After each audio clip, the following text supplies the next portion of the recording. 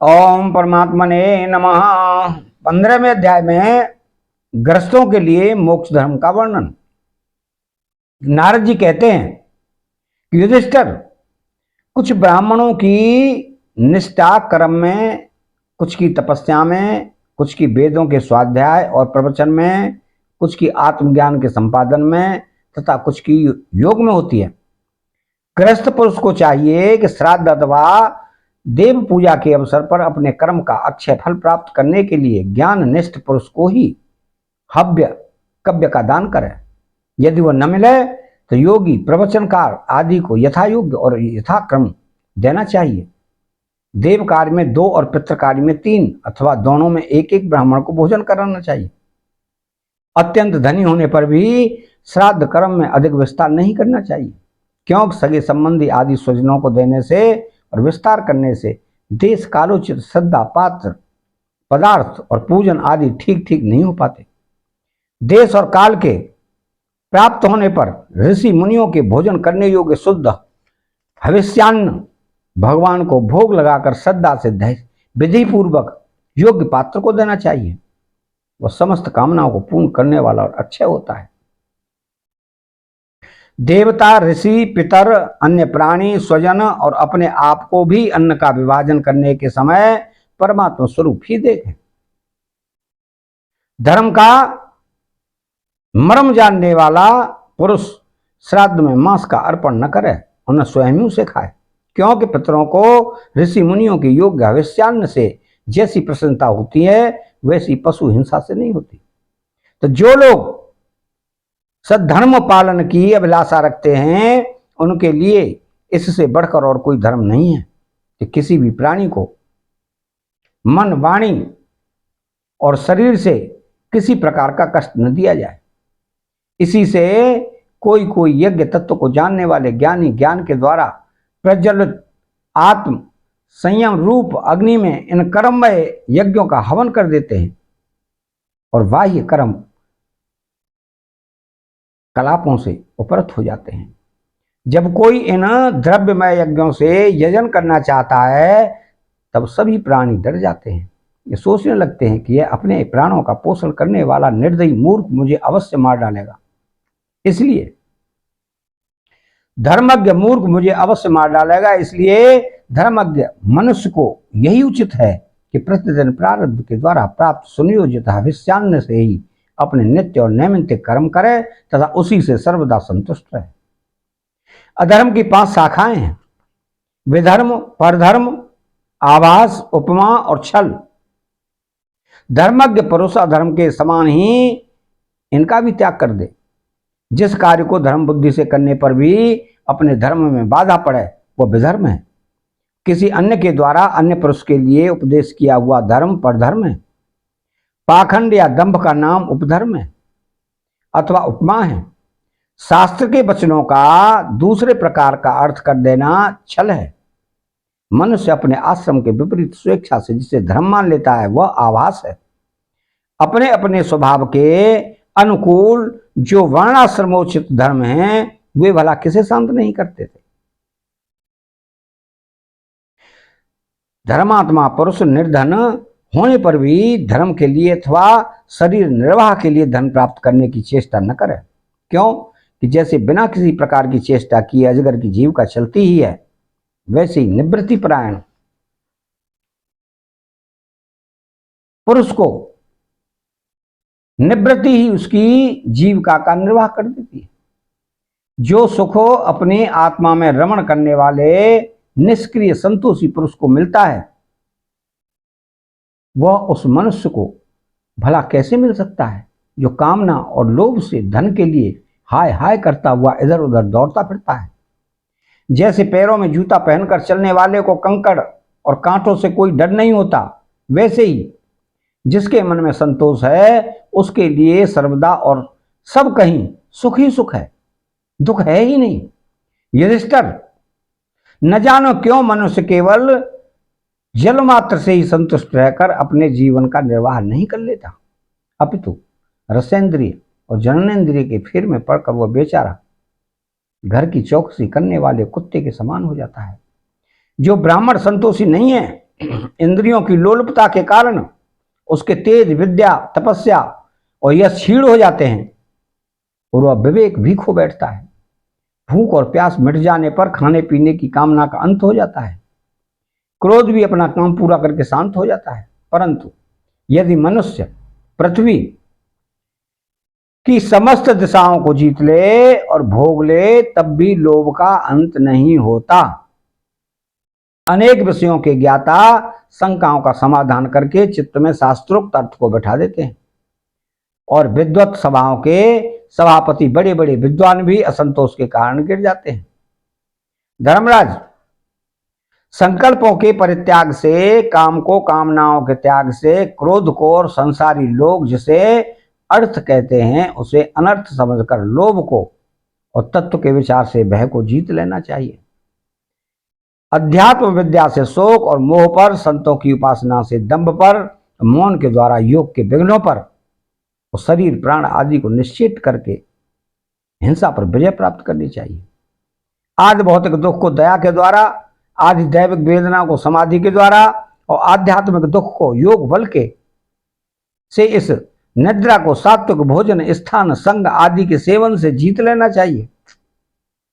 सत्वगुण के द्वारा रजोगुण एवं तमोगुण पर और उपरति की द्वारा सत्वगुण पर विजय प्राप्त करनी चाहिए। श्री गुरुदेव की भक्ति के द्वारा साधक इन सभी दोषों पर सुगमता से विजय प्राप्त कर सकता है। हृदय में ज्ञान का दीपक जलाने वाले गुरुदेव साक्षात भगवान ही है। जो दुर्बुद्धि पुरुष उन्हें मनुष्य समझता है, उसका समस्त शास्त्र श्रवण हाथी के स्नान के समान व्यर्थ है। बड़े बड़े योगेश्वर जिनके चरण कमलों का अनुसंधान करते रहते हैं, प्रकृति और पुरुष के अधीश्वर वे स्वयं भगवान ही गुरुदेव के रूप में प्रकट हैं। इन्हें लोग भ्रम से मनुष्य मानते हैं। शास्त्रों में जितने भी नियम संबंधी आदेश हैं, उनका एकमात्र तात्पर्य यही है कि काम, क्रोध, लोभ, मोह, मद और मत्सर इन 6 शत्रुओं पर विजय प्राप्त कर ली जाए, अथवा 5 इंद्रिय और मन ये 6 बस में हो जाएं। ऐसा होने पर ही यदि उन नियमों के द्वारा भगवान के ध्यान चिंतन आदि की प्राप्ति नहीं होती, तो उन्हें केवल श्रम ही श्रम समझना चाहिए। जैसे खेती, व्यापार आदि और उनके फल भी योग साधना के फल भगवत प्राप्ति एवं मुक्ति को नहीं दे सकते, वैसे ही दुष्ट पुरुष के स्रोत स्मार्थ कर्म ही कल्याणकारी नहीं होते, प्रत्युत उल्टा फल देते हैं। तो जो पुरुष अपने मन पर विजय प्राप्त करने के लिए उद्यत हो, वो आसक्ति और परिग्रह का त्याग करके संन्यास ग्रहण कर ले, एकांत में अकेला ही रहे और भिक्षावृत्ति से शरीर निर्वाह मात्र के लिए स्वल्प और परिमित भोजन करे। युधिष्ठिर, पवित्र और समान भूमि पर अपना आसन बिछाए और सीधे स्थिर भाव से समान और सुखकर आसन से उस पर बैठकर ओमकार का जप करे। जब तक मन संकल्प विकल्पों को छोड़ न दे, तब तक नासिका के अग्रभाग पर दृष्टि जमाकर पूरक, कुंभक और रेचक द्वारा प्राण तथा अपान की गति को रोके। काम की चोट से घायल चित्त इधर उधर चक्कर काटता हुआ जहां जहां जाए, विद्वान पुरुष को चाहिए कि वह वहां से उसे लौटा लाए और धीरे धीरे हृदय में रोके। जब साधक निरंतर इस प्रकार का अभ्यास करता है, तब ईंधन के बिना जैसे अग्नि बुझ जाती है, वैसे ही थोड़े समय में उनका चित्त शांत हो जाता है। इस प्रकार जब काम वासनाएं चोट करना बंद कर देती हैं और समस्त वृत्तियां अत्यंत शांत की हो जाती हैं, तब चित्त ब्रह्मानंद के संस्पर्श में मग्न हो जाता है और फिर उसका कभी उत्थान नहीं होता।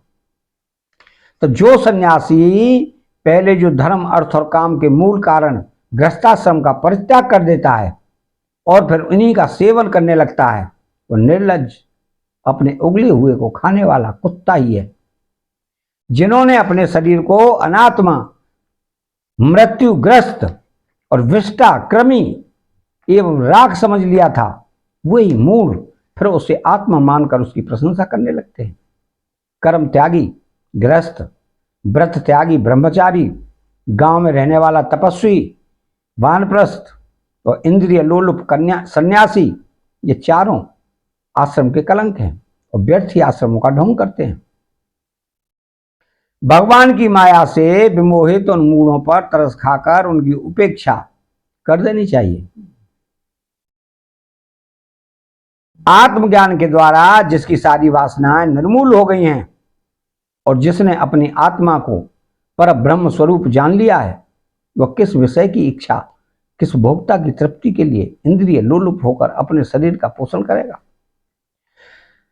तो उपनिषदों में कहा गया है कि शरीर रथ है, इंद्रियां घोड़े हैं, इंद्रियों का स्वामी मन लगाम है, शब्द आदि विषय मार्ग हैं, बुद्धि सारथी है, चित्त ही भगवान के द्वारा निर्मित बांधने की विशाल रस्सी है, 10 प्राण धुरी हैं और धर्म और अधर्म पहिए हैं और इनका अभिमानी जीव रथी कहा गया है। ओंकार ही उस रथी का धनुष है। ये शुद्ध जीवात्मा बाण और परमात्मा लक्ष्य है। तो इस ओंकार के द्वारा अंतरात्मा को परमात्मा में लीन कर देना चाहिए।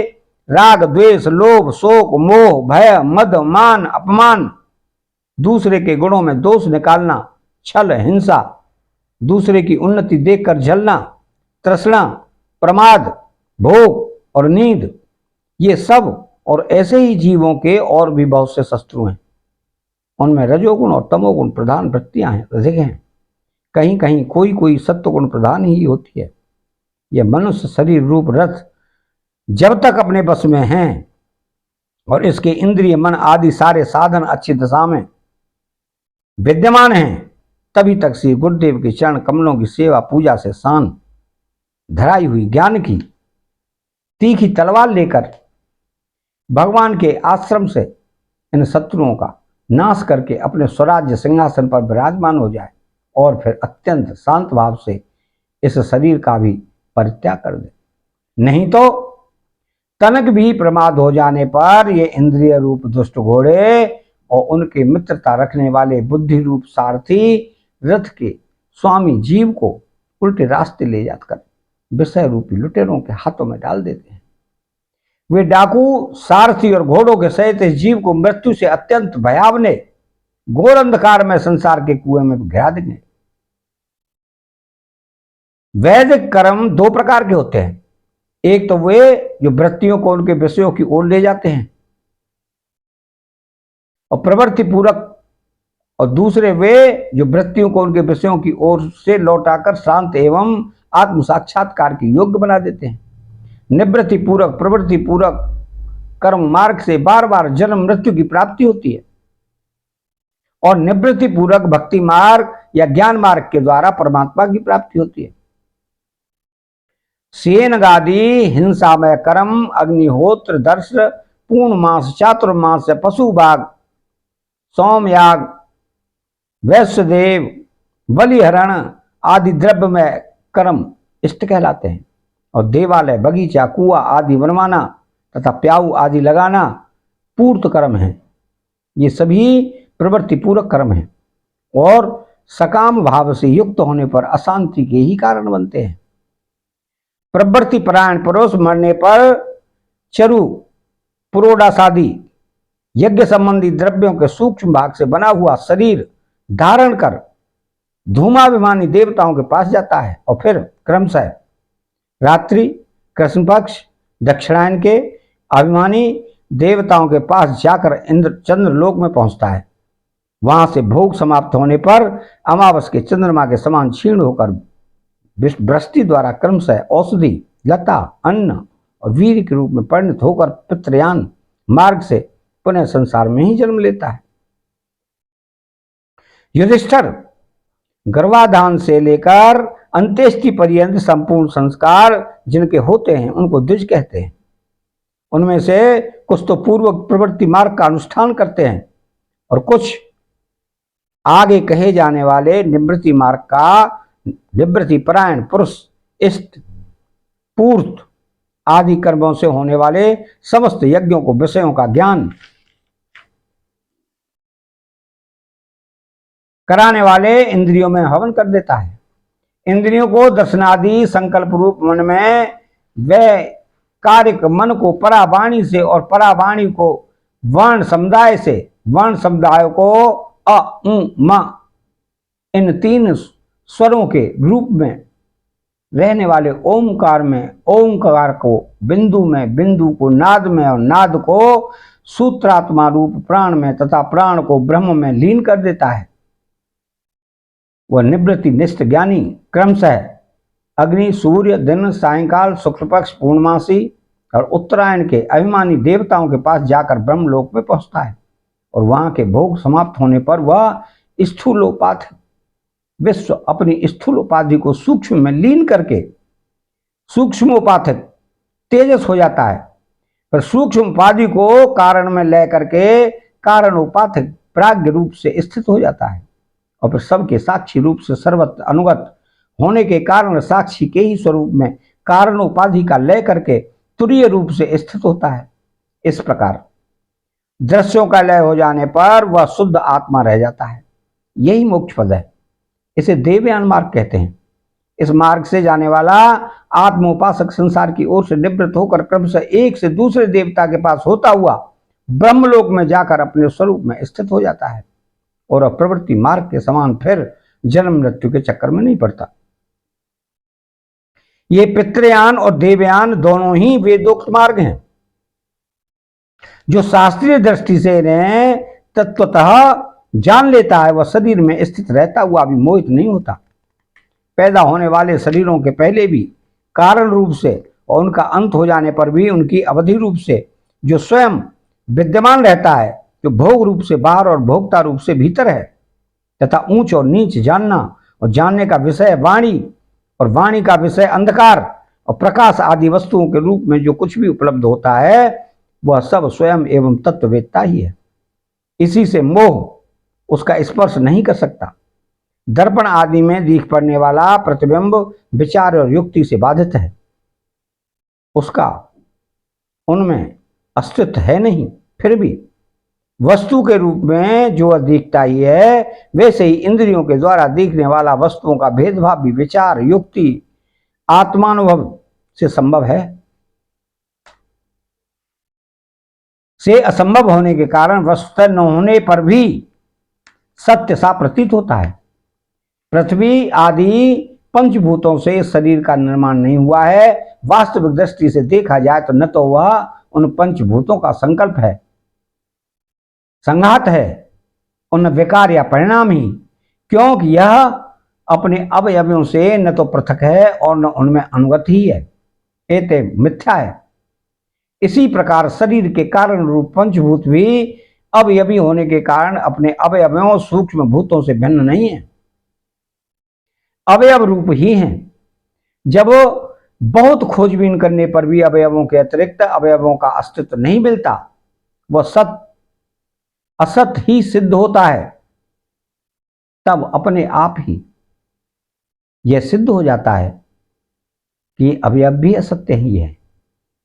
जब तक अज्ञान के कारण एक ही परम तत्व में अनेक वस्तुओं के भेद मालूम पड़ते रहते हैं, तब तक यह भ्रम भी रह सकता है कि जो वस्तुएं पहले थीं वे अब भी हैं।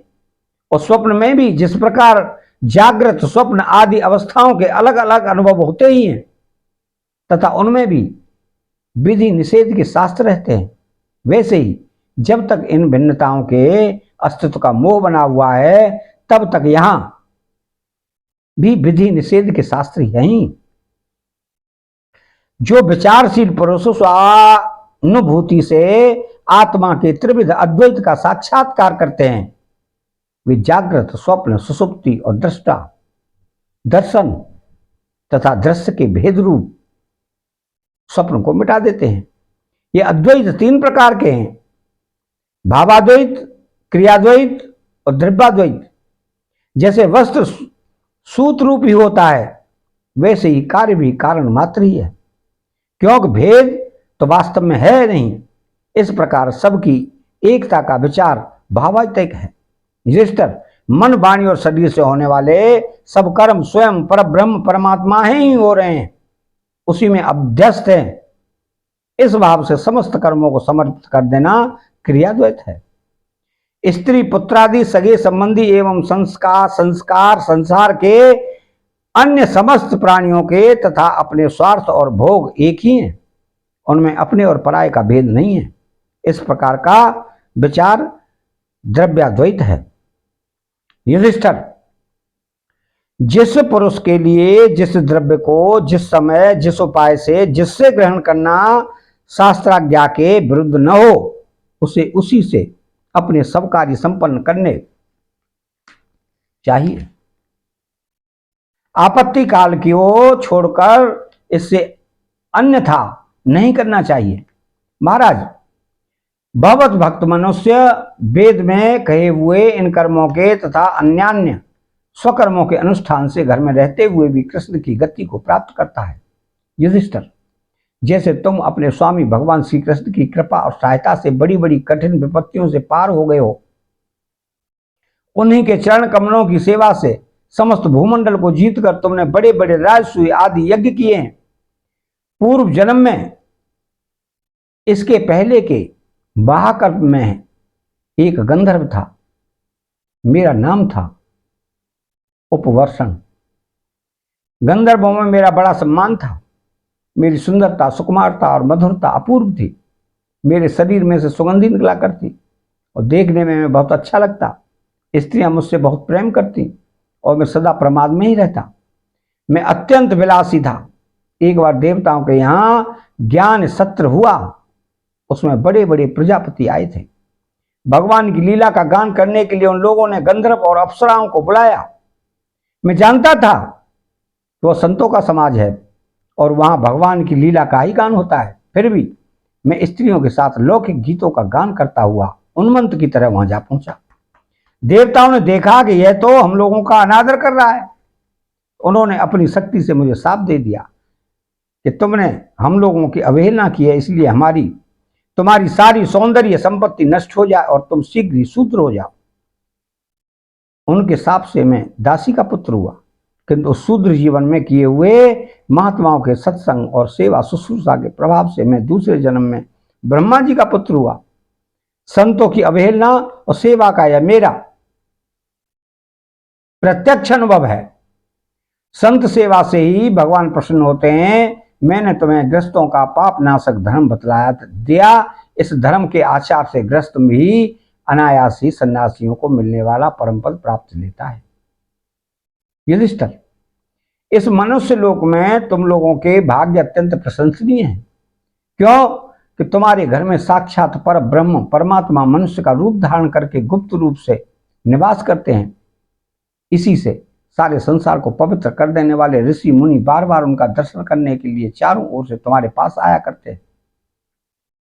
बड़े बड़े महापुरुष निरंतर जिनको ढूंढते रहते हैं, जो माया के लेस से रहित परम शांत परमानंद अनुभव स्वरूप पर ब्रह्म परमात्मा हैं, वही तुम्हारे प्रिय हितैषी ममेरे भाई पूज्य आज्ञाकारी गुरु और स्वयं आत्मा श्री कृष्ण है। शंकर ब्रह्मा आदि भी अपनी सारी बुद्धि लगाकर वे यह हैं, इस रूप में उनका वर्णन नहीं कर सके। फिर हम तो कर भी कैसे सकते हैं। हम मौन भक्ति और संयम के द्वारा ही उनकी पूजा करते हैं। कृपया हमारी यह पूजा स्वीकार करके भक्त वत्सल भगवान हम पर प्रसन्न हो। श्री सुखदेव जी कहते हैं कि परीक्षित, देवर्षि नारद का यह प्रवचन सुनकर राजा युधिष्ठिर को अत्यंत आनंद हुआ। उन्होंने प्रेम विह्वल होकर देवर्षि नारद और भगवान श्री कृष्ण की पूजा की। देवर्षि नारद भगवान श्री कृष्ण राजा युधिष्ठिर से विदा लेकर और उनके द्वारा सत्कार पाकर चले गए। भगवान श्री कृष्ण ही परब्रह्म हैं, यह सुनकर युधिष्ठिर के आश्चर्य की सीमा न रही।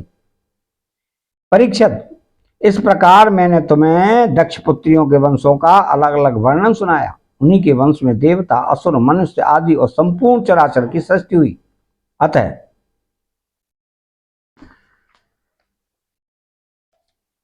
यहां सप्तम अध्याय सप्तम स्कंद समाप्त होता है।